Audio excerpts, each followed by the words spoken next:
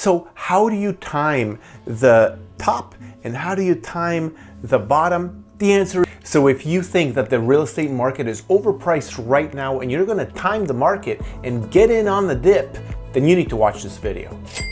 Hey guys, I am Mr. Maciek. Welcome to the channel. If you're interested in investing in real estate, making money, and building your portfolio, then please subscribe below. That's what this channel is all about. So let's talk about timing, and timing the dip whenever things go down, and timing the peak whenever things go up, which would be the time to sell. So if you are an investor and you're about finding the property at a great deal and then adding value and selling it, you're probably not trained in technical analysis of the markets and what actually causes the market to go up and the market to go down. There's actually many factors out there, including interest rates, consumer confidence, supply and demand. I mean, I can go on forever. So let me tell you a little bit about 2005, 6, 7, 8, 9, 10.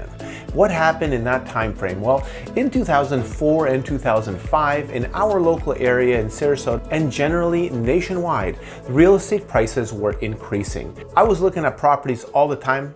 And what happened was this. I would see a property go on the market for $180,000. Someone would tie it up under a contract and buy it. Then a month and a half later, it was back on the market for $200,000. And then 2 months later, someone else bought it and put it back on the market for $230,000. And that appreciation was so fast and consistent that it was a recipe for disaster. Now that was compiled with the ease of getting loans. So the regulations on getting loans were getting looser and looser. And I saw people who were 19 years old, $9 an hour part-time job, getting loans for $200,000 with a 3% down payment. It was nuts. It was just a disaster waiting to happen. So prices were appreciating by a good 20-30% per year. And that's like on the low end. Some properties increased much faster. So what ended up happening? Well, as you know, the market crashed. And it wasn't just the real estate market, because it all started with Bear Stearns, and when they went down in 2007, I think it was, then everything started trickling down further. But what happened to the real estate market? Well, inventory went up. Interest rates started going up a little bit. Prices started coming down slightly. And next thing you know, we are on a downhill trend and everything is going down.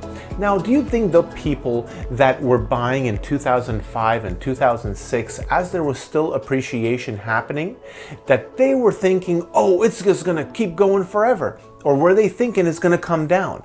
Most likely, they thought they're still riding the wave up.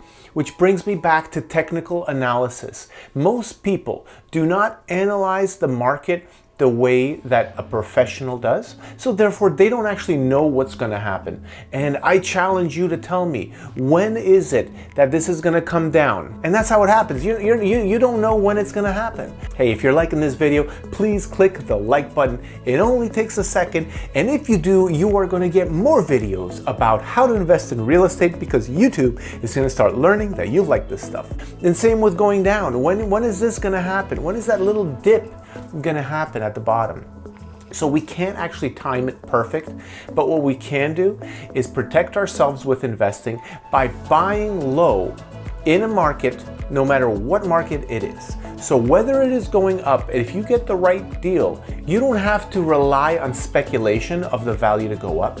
And even if the market is coming down, if you buy it right, which means undervalued, 10, 20, 30, 40% under the market value of that time, well then you can go and pretty much still cash out and win even in a downtrending market. It really depends what kind of investor you are.